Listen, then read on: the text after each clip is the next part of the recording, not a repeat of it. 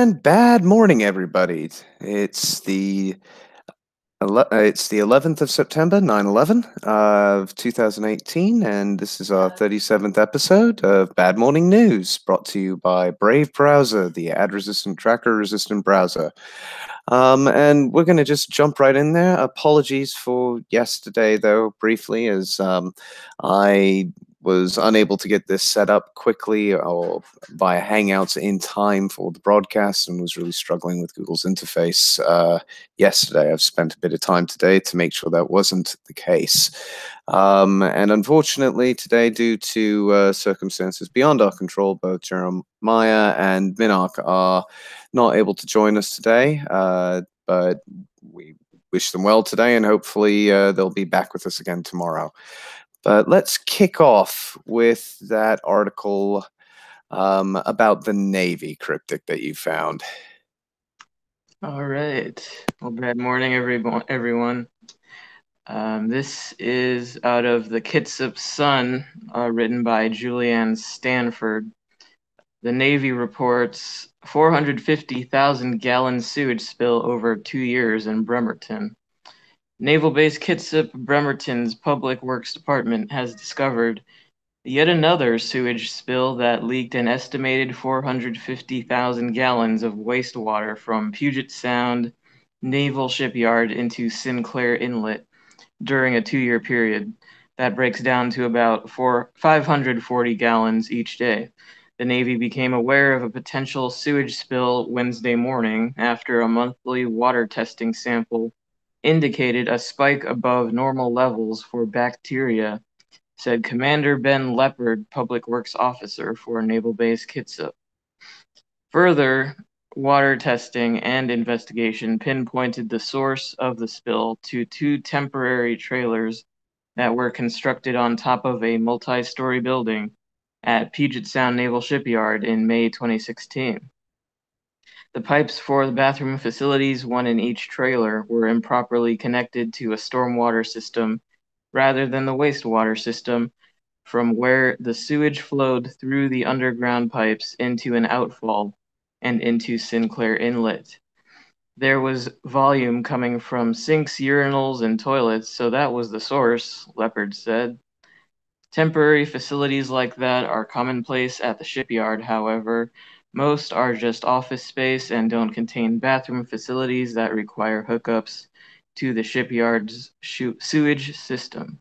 This particular sewage spill had gone undetected during the past 2 years because there weren't any obvious signs that pointed toward a problem, such as an odor emanating from the area. For 2 years, people were walking past and nobody smelled it. It didn't emanate, which I think is because the spill volume was what it was, Leopard said. The estimated 450,000-gallon spill volume is the high end of the Public Works Department's spill volume estimate since usage of the trailers fluctuated. There's a little bit higher personnel loading in those trailers this summer as compared to other periods of time, so I would expect that if anything, it would be less than the number we've provided. Health officials believe the spill doesn't pose a risk to public health, said John Kies, Environmental Health Director for Kitsap Public Health District. The impact of the spill is negligible at best because monitoring didn't even pick up bacteria level. We don't believe there's been any public exposure to sewage. After the last reported sewage spill, the Navy instituted some enhanced testing protocols that allows base officials to respond to a potential problem in a faster time frame. With this spill and the last one, it's an opportunity for continuous process improvement, and that's what led us to change our process last month. Leopard said it honestly allowed us to identify this in a matter of days compared to what could have been a month or two. As soon as the sample came back with the result that indicated a problem, Public Works started trying to track down the source of the potential spill through 30 miles of underground pipes on base rather than waiting for another month of testing to confirm that it might be occurring, as had been the procedure in the past.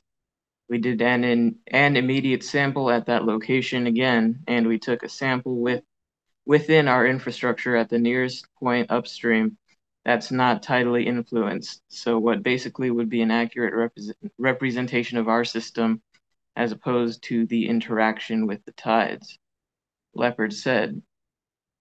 By the next morning, Leopard said they were able to conclusively trace the spill back to the two trailers in question. With the discovery of this most recent spill, the Navy plans to revisit all of the building and trailers that have been put in place on base within the past 10 years to get a full confirmation that things are going where they're supposed to be, such as the wastewater system is going into the wastewater system, Leopard said.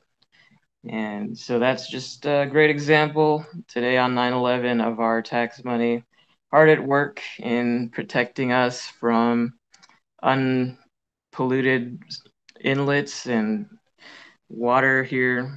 Without the government, who would pollute our our environment with sewage from people doing God knows what on these bases. I don't know what exactly they're doing there, but Well, it don't have begs to. the question, really, doesn't it, at this point? I mean, that's 500,000, practically, gallons of sewage in 2 years. So 250,000 a year.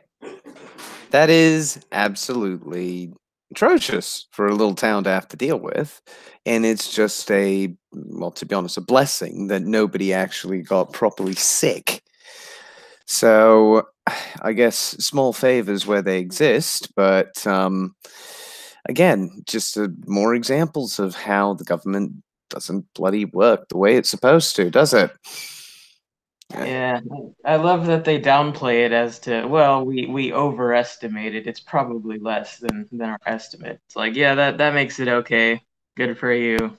Yeah, great. You overestimated the problem. Well, okay, fine, but what if you didn't?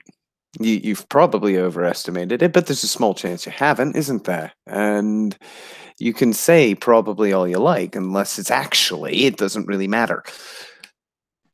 Yep. And as was stated in the article, this is the second time it's happened. So they're Yeah. really just playing fast and loose, trying to pretend that they're on top of it. Mm.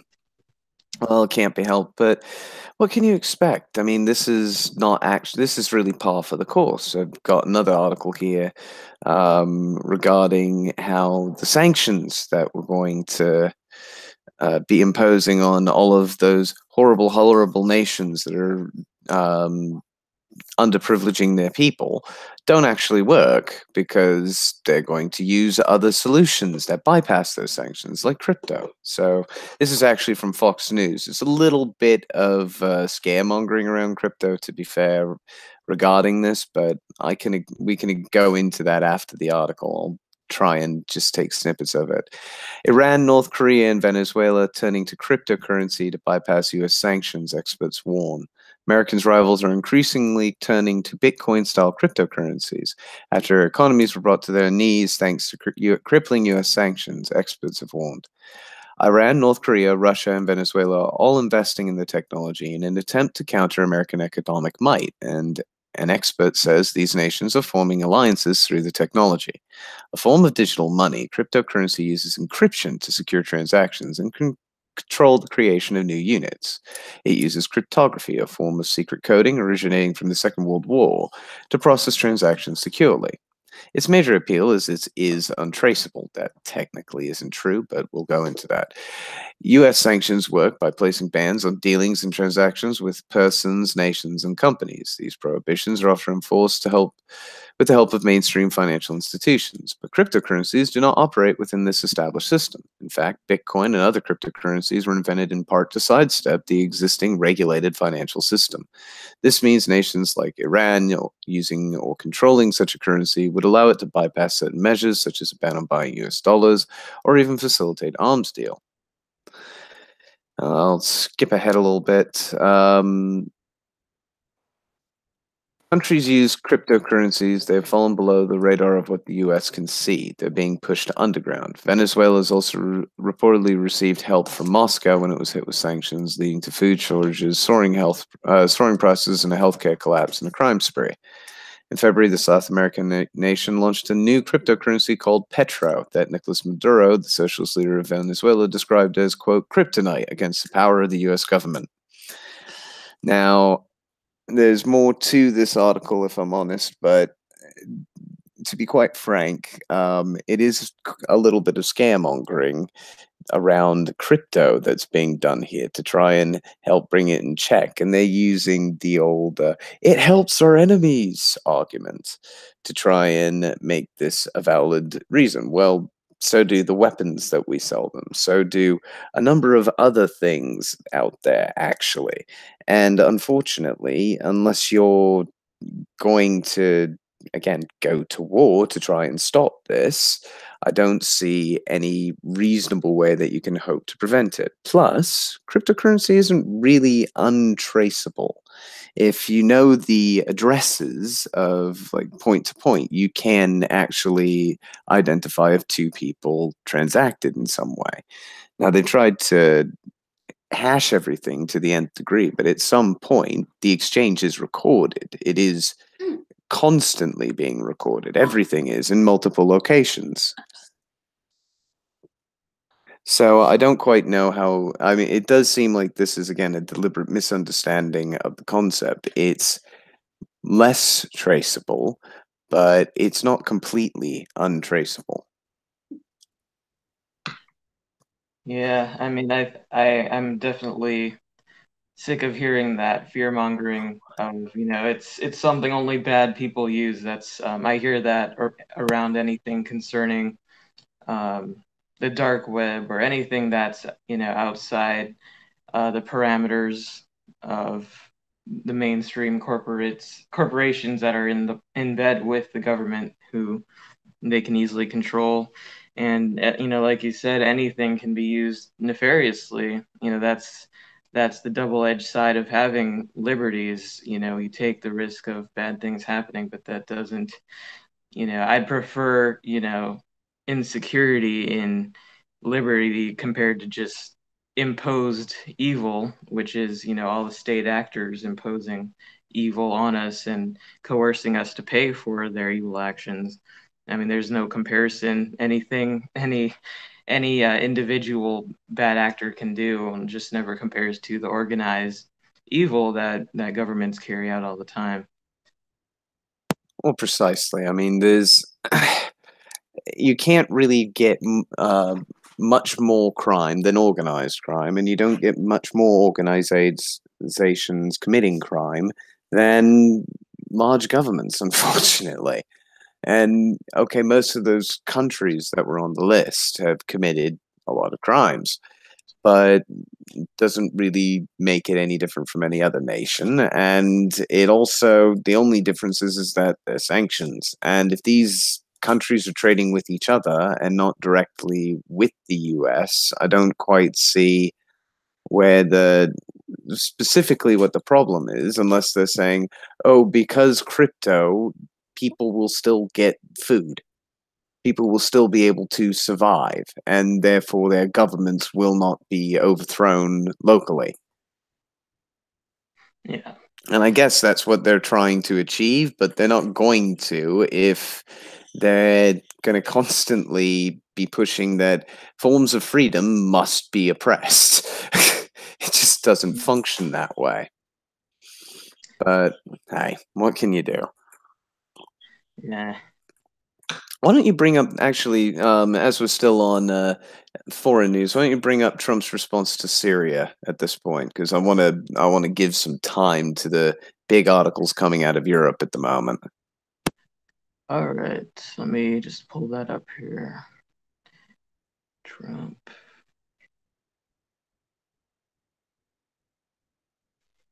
Where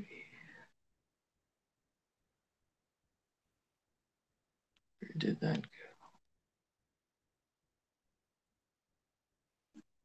go? Okay. This is out of antiwar.com. And what just happened there? Trump will get very, very angry if Syria offensive slaughters civilians.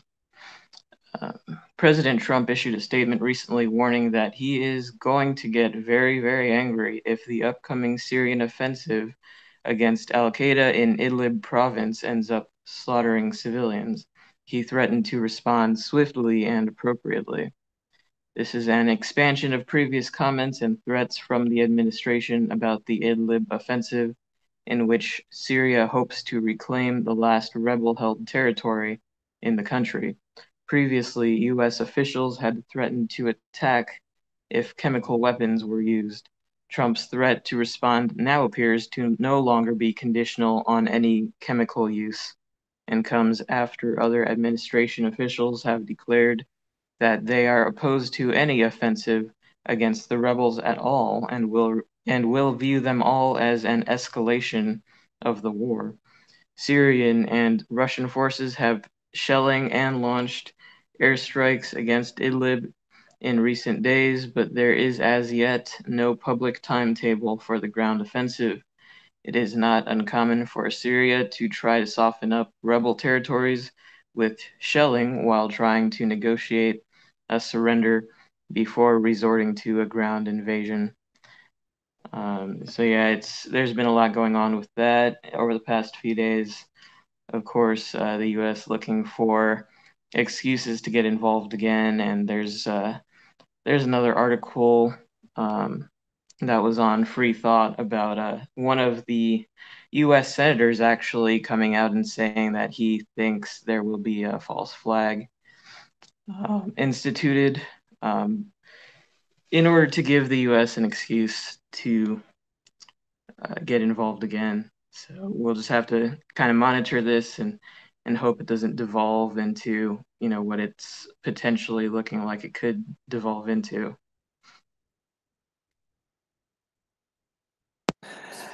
So, yeah, I mean, I find it actually quite surprising that this whole issue in Syria is sort of re-emerged in this form as well, because up to now Trump's been quite anti getting involved in the Middle East. He's limited himself to largely a very simple attack last year and nothing else. And pretty much everybody else in the world, with the exception of a few Western nations, has accepted Syria as won this conflict, and anything left is just basically cleanup. So for him to now be backing the rebels again just seems a bit unusual to me. Does strike quite interestingly alongside some of the other articles we've seen recently, where Israel has basically said, we don't care what the international community says, we're going to do X. And everybody else can just swivel. But it does run parallel to that to some extent, but we'll have to. I think this is going to be a wait and see moment, because right now there's so many other things going on at the same time as Syria, and that may be deliberate as well. We may wind up seeing Syria coming back into the news simply so that things like some of the articles that we're going to be covering later today in Europe in particular can occur. And I don't think they will, but there's some new laws coming out over here that may be tied into all of this. Nothing's completely disconnected from anything else anymore. And I have a suspicion Syria may wind up becoming the next big bauble that's thrown in front of everybody's faces to distract them from what their governments are trying to do to them. But we'll see. But yeah, off the back of all of that, let's hit up this news from the BBC specifically. Right now, at the moment, everything is about Brexit. The UK media has basically had a field day with the Tories recently. As the BBC reported yesterday, Brexit plan, 80 MPs will reject Chequers deal, says ex-minister. Up to 80 Tory MPs are prepared to vote against Theresa May's Chequers plan, a former Brexit minister has warned. Steve Baker told the BBC's the PM's blueprint for future relations with the EU had alienated both Leavers and Remainers. He warned of a, quote, catastrophic split if his party was not able to unite around a different, more flexible arrangement. Number 10 said its plan was, quote, the only one on the table able to deliver the will of the British people while avoiding a hard border on the island of Ireland. Yes, they say this, but it isn't true. The cabinet backed the so-called Chequers Plan when it met at the PM's country residence in July. The agreement, which led to the resignations of then Brexit Secretary David Davis and the former Foreign Secretary Boris Johnson, set out a blueprint for the future relationship with the EU once the UK leaves in March 2019. Let's skip ahead a little bit. The lack of support for Mrs. May's plan, which would involve the UK accepting a common rule book for trading goods among Tory MPs, left her with a massive problem in the run-up to next month's Conservative conference. If the government tried to push through a Brexit deal through the Commons on the back of Labour votes, he said the Tory party, quote, would suffer the catastrophic split which thus far we have managed to avoid. It is absolutely no pleasure whatsoever to me to acknowledge that, but I look at the mood of colleagues and the mood of the Conservative Party in the country, and I am gravely concerned for the future of our party. Let's skip ahead a little bit further. This has kicked off a few rows with former cabinet ministers. Former leader Ian Duncan Smith said the PM's plan was unacceptable to the majority of Tory MPs and was essentially dead. Asked when Brexiteers outside of the government would come up with a detailed alternative, he said he and others would be putting forward a whole set of new ideas in the coming weeks, but it was up to ministers to mould them into a plan that would be approved by Parliament. The latest interventions followed a week of criticisms of the Chequers deal from MPs, notably Foreign Secretary Boris Johnson. He caused controversy over the weekend with a column in the Mail on Sunday, calling the PM's plan a, quote, suicide vest around the UK with the detonator in Brussels' hands. A number of senior Tories criticized the language he used, with one minister saying it marked a disgusting moment in politics, but other colleagues of Mr. Johnson said critics were terrified of his popular appeal. The deal, again, I'm going to leave the rest of the article for anyone else to look into on this one. But yeah, Brexit is, as I and obviously several leading figures in Britain have all been saying, pretty much not going according to plan because the government is ballsing it up completely. There's nothing really that positive about the current deal, except that it makes Britain a vassal state of Europe. So bully for the EU, but sucks to be us. And we're the ones trying to get out of this arrangement. So it's no surprise that a large chunk of Tories are looking to reject this specific deal, and more power to them. I hope that their constituents have been giving them an absolute devil of a time, because that's the only appropriate thing they should be doing. This is a horrible deal. I can't really, I think it's been expressed in so many ways. Another view on it actually is comes from the Independent. Brexit leading city figures rubbish the government's handling as, quote, disastrous. UK on course for, quote, worst of all worlds, says former Greek finance minister. So even the Greeks are telling us that this is a horrible idea financially. The Greeks, if anything, they know what bad financial decisions are because they've made so many. And them telling us this should be a warning. Leading city and political figures have rounded on the Conservatives over the disastrous handing of Brexit, warning that Britain risks ending up with the worst of Leave and the worst of Remain, which is 200 days remaining until Britain quits the European Union.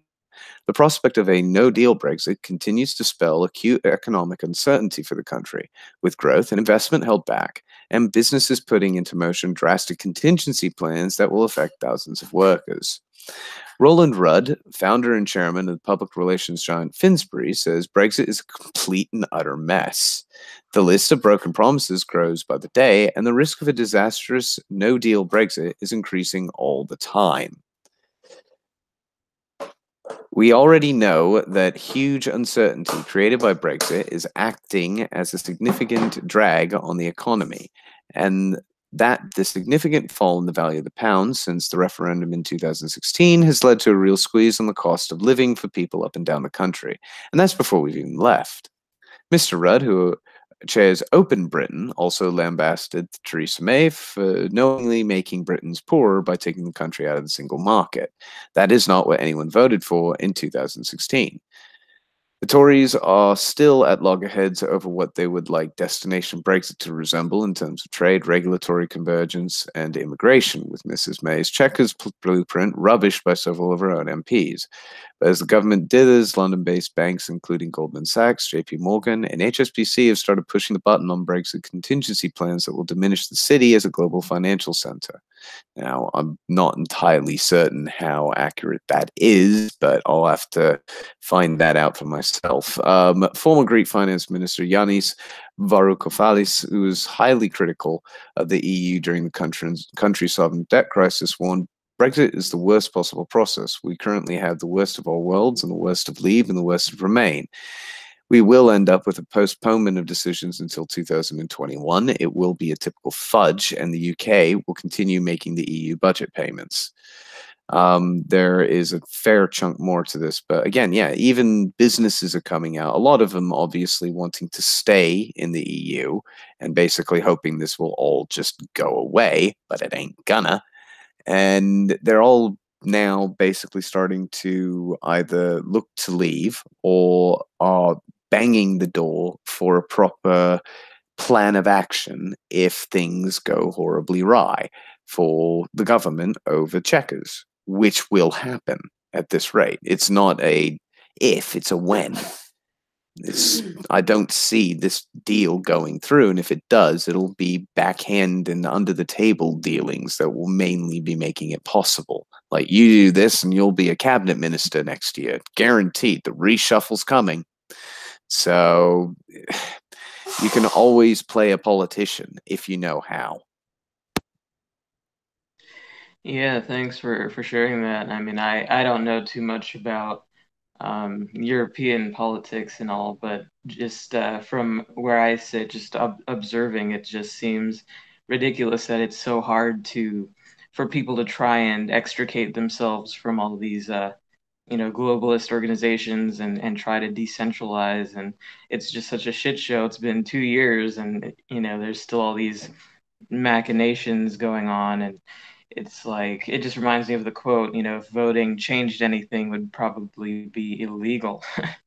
It just and the way people treat it as though it's a horrible thing. I've heard even like liberals in the US talk about Brexit like, oh, they're becoming these it's something about racism and about national pride, that they're trying to be really nationalistic and leave the European Union. And it's kind of the way what they talk about with in terms of the U.S. with NATO, or with those other ridiculous groups where they complain that anyone who wants to leave NATO, like Trump criticizing NATO, even though he's obviously never gonna really leave it, but they see it as some kind of nationalist thing where oh, you don't want to be a participant in the world. That's why you want to withdraw from NATO or from the EU. And it's not about that. It's about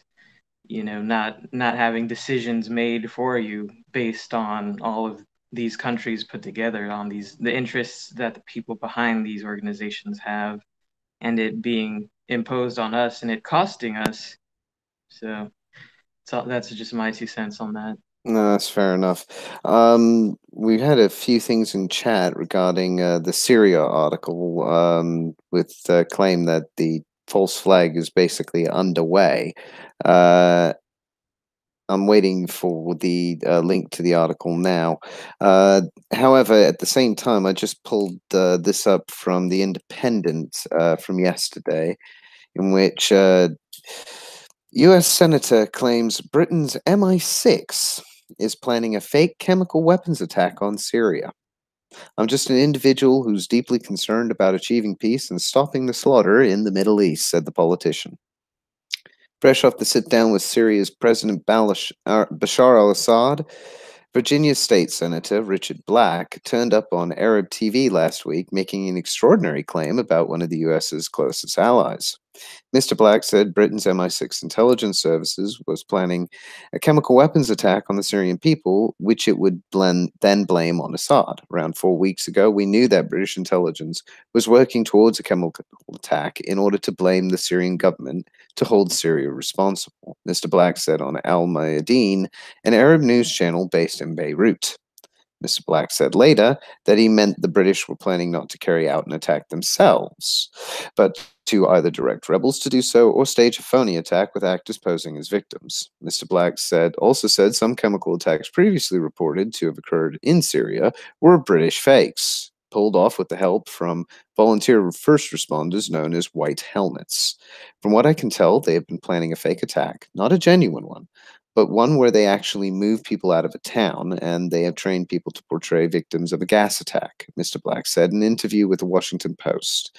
And the plans to use the White Helmets, who have always been involved in these notorious deceptions, to portray the attack. The State Department flatly rejected Mr. Black's allegations, which echoed what it called, quote, outrageous Russian and Assad regime claims that Britain and the US have carried out chemical attacks with help from the White Helmets.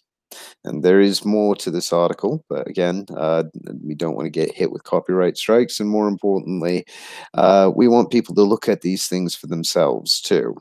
So go check The Independent out for this one. But yeah, I actually have to agree based on my own research into various articles. Again, some of them from The Independent's own Robert Fisk and other well known and very reputable reporters on the issue.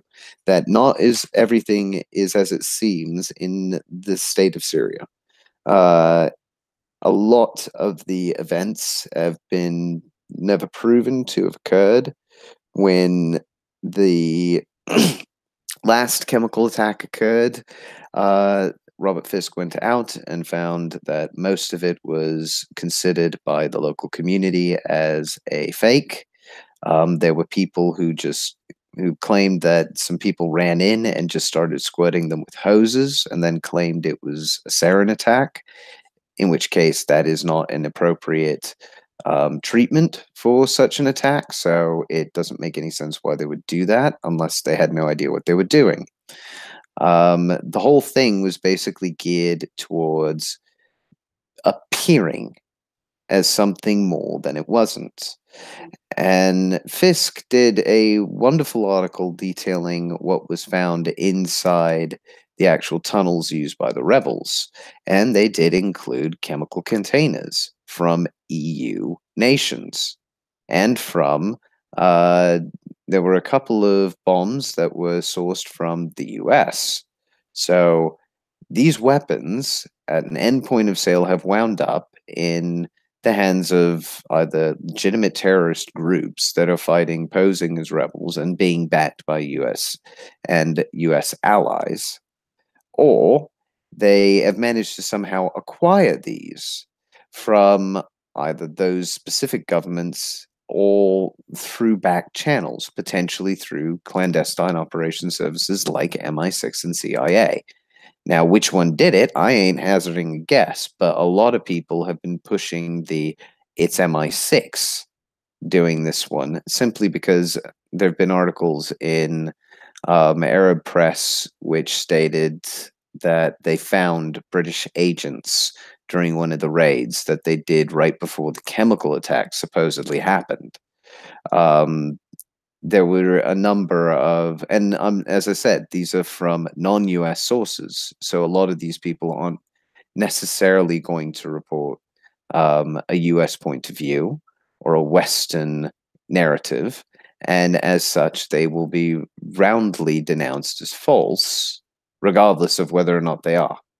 And I have no idea which one is, but I find it interesting that the tale of two narratives is now starting to be told on both sides as being Syria is telling the truth, even if it is just a state senator who's doing it. But more power to Mr. Black for actually coming out and saying, you know what, there's some bad actors at play here and we need to stop them.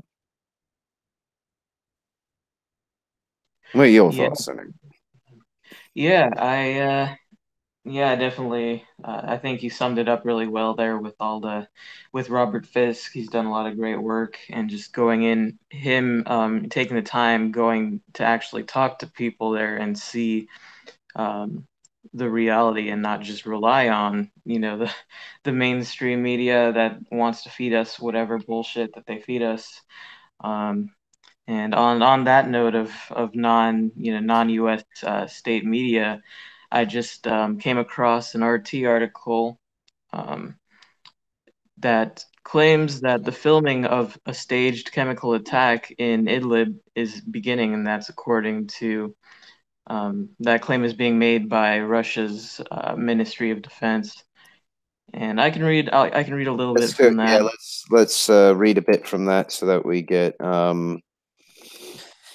the full picture of what is actively going on as it's going on. So you'll hear it here first, people. Yeah, this is just breaking on RT. There's no author on here, but it says footage meant to serve as proof that the Syrian government has conducted a chemical weapons attack in Idlib, Syria, is to be handed to global news outlets by the end of Tuesday, the Russian military claims. Several Middle East TV channels and a U.S. news channel have been sent to Yisr al-Shugur in Syria's Idlib governorate to produce the footage needed for the provocation. Oh crap. Did I unmute myself? Oh, I'm sorry. I thought I was muted still. Good. All right. No, you're still audible. Okay, good. To produce the footage needed for the provocation, a statement by the Russian Center for Syrian Reconciliation said it added the intelligence came from local residents of Yisr al-Shugur. All the footage of the staged provocation in Yisr al-Shugur is to be delivered to the newsrooms of TV channels, which are to broadcast it after its publication on social media, the statement claimed. It also said that an Islamist group was provided with 2 canisters of a chlorine-based chemical for the purpose of the operation. The Russian military said the footage would include scenes of white helmets operatives treating supposed victims of an apparent barrel bomb chemical weapon attack by Damascus. Moscow has repeatedly warned that a false flag chemical weapons attack was being prepared in Idlib, giving the US and its allies justification to attack Syrian government forces. Senior US officials have threatened Damascus with retaliation if it uses chemical weapons in Idlib, and even preemptively assign the blame for any such attack to the government. And that's pretty much the update there, and it's definitely something to watch going forward. Indeed, this is very, very reminiscent of the last one. So if we start seeing film footage that includes certain clips that get reported here, we know where they actually came from. Um, but let's move away from war for a brief moment and start looking at some law because there's some really bad shit coming from the EU, and shock horror. And one of the main problems that's coming out is something called Article 13. Now, anybody who's been online watching YouTube and who enjoys content creators reporting events as they come out is probably aware of this one by now. But for everybody else out there in the world, Article 13 is basically an attempt to somehow modernize copyright law by making it far more draconian than it's ever been. So, what you need to know ahead of the EU's copyright vote. European Union lawmakers, this is from TechCrunch, by the way. European Union lawmakers are facing a major vote on digital copyright reform proposals on Wednesday, a process that has set the internet's hair fully on fire. Here's a rundown of the issues and what's at stake. Article 13 is the most controversial of the proposals, and they concern user generated content platforms such as YouTube. The idea is that they should be made liable for copyright infringements committed by the users themselves, instead of the current regime of takedowns after the fact. Now, what this basically will mean is anytime somebody files a copyright dispute, Google themselves are going to get sued.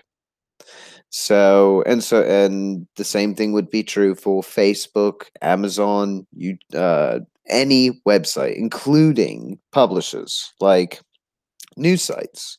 So if you use information that they then say is, oh, that's copyright protected, you're immediately going to be slapped with some kind of ban just because it's on your site. More specifically, they suggest it will encourage platforms to algorithmically pre-filter all user uploads, aka hashtag censorship machines. And then blinkered AIs will end up blocking fair use content, cool satire, funny memes, etc., etc. And the free internet as we know it will cease to exist.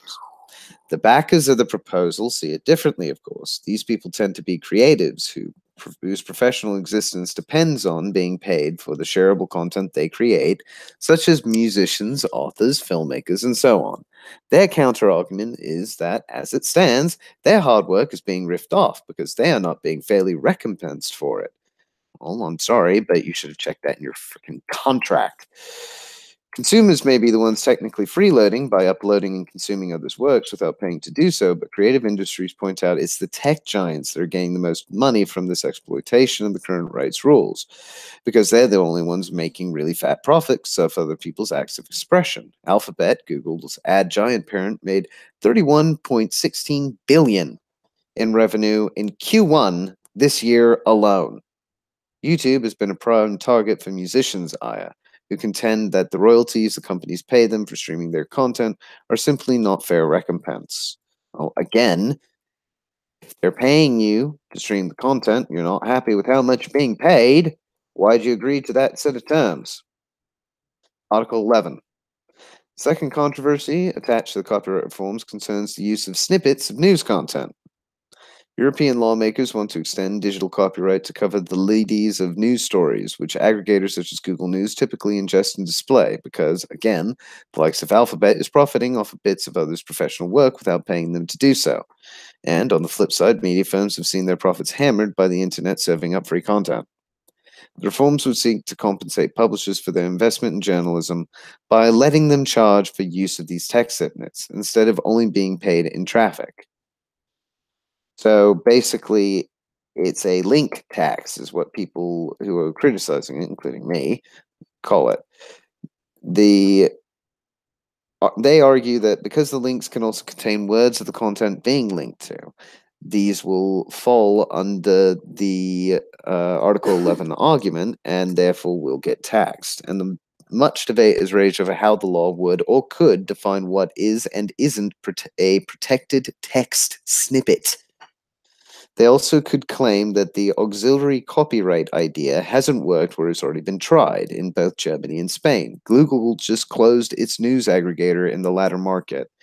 Though at the pan-EU level, it would have to at least pause before taking unilateral decision to shutter an entire product. But based on what other news agencies like Tronc and Oath and several other companies have been doing, I wouldn't put it past them because they did it just for GDPR. So the final ones, there's a final little article as well, which I believe is called Article 3. And this is on AI. There's a debate about Article 3 of the Copyright Reform Plan, which concerns text and data mining, or TDM as the Commission sexily conflates it. The original TDM proposal, which was rejected by MEPs, would have limited data mining to research organizations only for the purpose of scientific research, which would have basically killed an entire industry, at least, and one which makes the internet millions upon millions of dollars every single day. So there's a good reason why this one died, and that's just purely fiscal. Whether or not it stays dead is another story. So anybody from Europe, if you're listening, this entire reform is a nightmare. It is, again, from this article, 252 amendments have been made to this article. It's had to be changed that many times because it is this poll. So trying to navigate this bastard is going to be a nightmare for anybody in law. Trying to enforce this is going to be even worse because everybody's basically going to be too busy suing everybody else to get anything done. So the only people who are going to make money off of this in any real way are the lawyers. And again, the big tech companies will probably still thrive compared to their musical counterparts. Because it doesn't matter what somebody feels their work is worth, what they signed in a contract is what determines its worth. And if they feel that they're being underpaid, they should have talked to their publisher. They should have talked to their agent and gotten a better deal. It's not Google's fault that they signed on the dotted line as expected. If they feel that they need more money, then they should argue it and they should make the case. But they shouldn't be petitioning the government to bully the rest of the world into making them act because German musicians want them to. And it's not just them that have going to be Google that's going to be having problems because it's already caused fallout for a German company. This is from hub.com or Pact Hub is the site. German OpenStreetMap protests against Article 13 EU copyright reform, making their map unusable. European Union's copyright reform bill, or preform bill, is currently up for a vote in the European Parliament tomorrow, September the 12th. It's Article 13, and it's been on the receiving end of backlash with many organizations protesting against it. Last week it was YouTube's CBO speaking out, and this week German OpenStreetMap has made their map unusable to protest EU copyright reform. According to Article 13, there is an, quote, obligation on information society service providers storing and giving access to large amount of works and other subject matter uploaded by their users to take appropriate and proportionate measures to ensure the functioning of agreements concluded with rights holders and to prevent the availability on their service of content identified by rights holders in cooperation with the service providers. Can anybody actually understand what this legalese means? It is insane. I mean, this is typical boilerplate legal text, and to read it, even over, I can just watch as our users are basically falling asleep in front of me. It is insane to think that anybody would consider this a good law, apart from somebody who thinks that they will benefit from it fiscally. And I don't think that they really are seeing the wood for the trees, because you make your content less visible, less people are going to know about you, less people are going to want to buy you. And they've done studies that the piracy effect actually increased sales on things that were popularly pirated content, because the pirate content really isn't as good as the actual real thing for a reason. It's never going to have the same professionalism in the rendering and the tech compared to some of the other kit out there. You need really high grade tech to do it sometimes, and a lot of people can't be bothered. So the end result is they'll wind up buying the high end content anyway because they don't trust the pirate copies that they can get are too shit.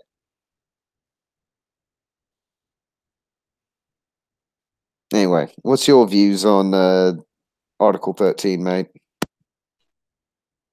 Yeah, well, I think you summed it up very well. I mean, my thoughts overall, just like what you said, it's a matter of contract. If people want certain amount of money, they need to negotiate that and not try to go run to the government and ask for legislation to force companies to, increase their income. It's just, I mean, I feel like that sentiment of people is what leads to so many issues we have here, with people looking to government to solve their problems instead of taking it upon themselves Oh, to do that. precisely. And I'm not being funny. It ain't like people who are particularly poor who are complaining over these copyright laws. I mean, one of the people who's been an advocate for it is Paul McCartney of the Beatles. He's one of the big proponents for this. I was really shocked to see that, to be quite frank, but I'm not quite sure why, to be honest. But I was actually, for once, surprised that somebody like him would be backing this. And I think it's probably because he's like, oh, it's big corporations, they're making all the money, and I'm not getting my cut. And it's like, mate, you've got to be one of the most well-off men on earth just from your historical career, and you still perform. How can you claim you're not making enough money? That's a good That's question. ridiculous. That is absolutely ridiculous to me. But as for, do you have any other articles you want to cover? Or we can hit up some of the comments so far. I can quickly go over this anti-war article. Sounds Um, good.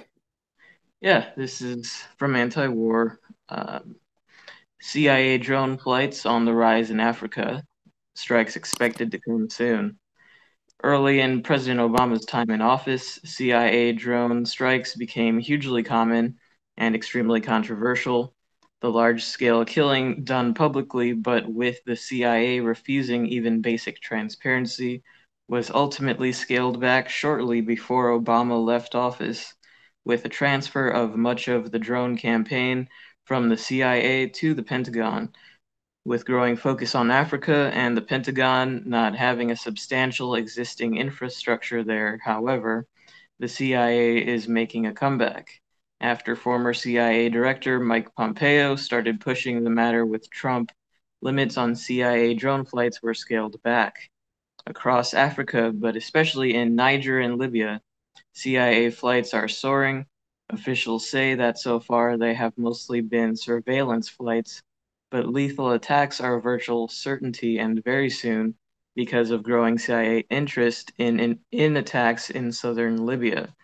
A key fact in this a key factor in this shift was the Niger ambush incident in which 4 US soldiers were killed. The US almost immediately started hectoring the Nigerian government for permission to use the drone base there for armed flights, as previously only surveillance was allowed. Niger gave in, and now the base that had been growing is launching armed US drones, with President Trump pushing the Pentagon to be less and less transparent.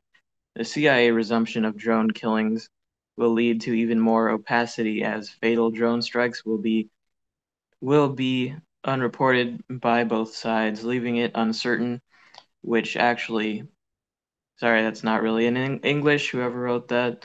But yeah, the gist is, um, I remember when those, soldiers were killed and people were saying, "What the fuck are we even doing in Niger? Why are my freedoms apparently lost in Niger?" It's just this crawl of imperialism is just out of hand. I mean, the base is opening up in places that Americans could not even find on a map. I mean, there's just really no excuse for It's this not. except to.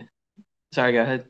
I was going to say, to be fair, if most Americans unfortunately don't know where most places are outside America on a map, I mean, this is why there's a common joke over here where people who uh, are coming over from France, when they say, "Oh, I'm coming from Paris," they say, "What, Texas?"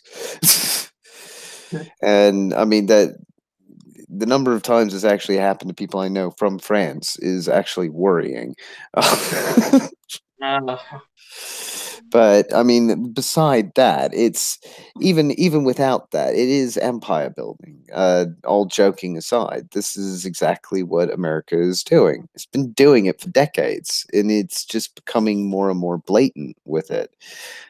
It's quite unfortunate, but the only thing we can do is actually own up to it and start dealing with it. Either, well, from our perspective, it would be to abolish it, and from any of the Americans' perspective, it would be to get it back under control. However, yeah. So I think at this point we should probably hit up some comments as we've got 5 minutes. Welcome to the new. This from. Let's have a good. Oh yeah, because it's 9/11, we've got a few comments on that front. Happy 9/11, boys. From Gregory Spillane, from Finian, who gave us that article from RT and Zero Hedge. The false flag is underway right now. Zero Hedge is reporting it. Another fake cam attack. And in with regards to our comments over how America's a bit more locked step with Israel, Trump does whatever his Israeli handlers tell him to do. Uh, let's see. Welcome. This will definitely be used to justify further strikes against SAA and her allies. Her allies include Russians. Some Russian contractors have already been killed in the past. The information rule regime change throughout the region is the goal for sure. Definitely. I think we can all be agreed on that one with regards to Syria, but Russians won't allow it, as Finian highlighted. Syria is like their little sister. Yes, worse, a pipeline through Syria would directly compete with Russian pipelines into Eastern Europe. Definitely. And then just on a lighter note, I have no idea where you are, Lupinate. Either way, I picture it having gray skies. Actually, at the moment, we're in blue. Just for once. But yeah, I'm in Blighty at the moment, mate. So yeah, good old London town, fighting the good fight for free speech in an area where it's rapidly being withdrawn. But hey, at least we're moving away from the EU and all of these really ridiculous laws. Unfortunately, I'm not certain we're going to be away fast enough to get away from Article 13. So everybody's actually fighting it. Oh, yeah. And to the people of Virginia, my prayers and thoughts are with you as the hurricane is coming. Fingers crossed, you're all well protected. Be sure to batten down the hatches, as it were, take any plants and whatnot that could fly off in the high winds and put them inside or someplace safe. Make sure you prep yourself today because Mother Nature does not mess around. All right. Definitely. Yeah. We've got a couple more minutes. If there's any other articles you wanted to highlight, I don't really have any more right now. let's have a look. Did we cover the Dallas shooting?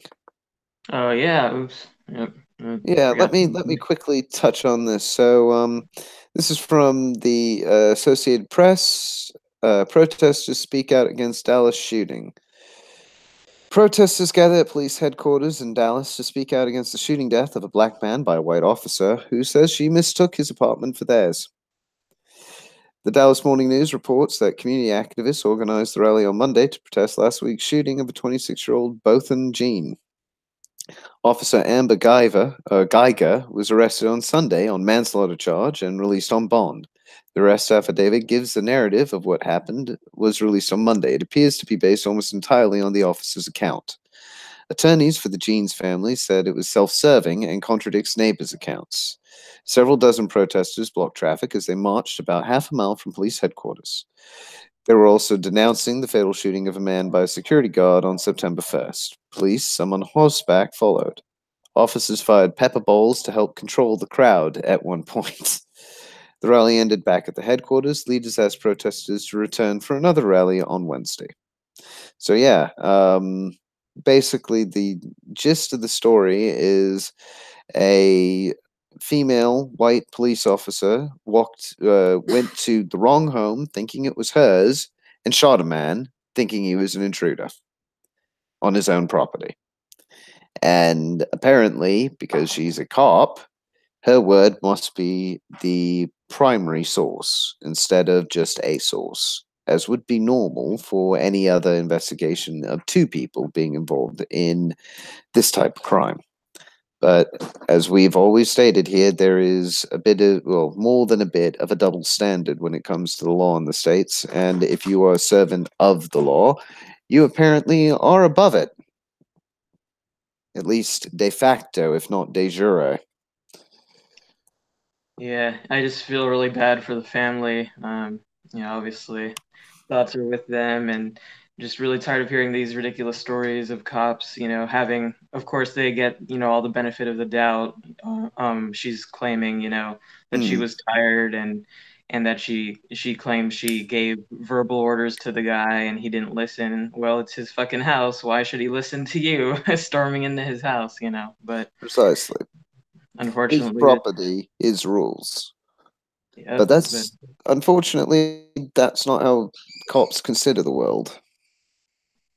yep, and yeah, it's just depressing knowing this is not the first nor the last time we'll be hearing a story like that. No, unfortunately, these will be staples for bad morning news, but that is the way it is. And as it is now one past the hour, I'm going to wrap this up, I think. So, bad morning, everybody. Smash the state and fuck the system, and hope to see you here tomorrow. And hopefully, we'll also have our other two regular hosts back with us. Although I'll be honest, I think at the moment Dexter may be offline doing orientation for some time, and we will keep you posted as to Jeremiah's current whereabouts slash availability. Yeah, have a bad 9/11, everyone. Yep. Bad morning, everybody.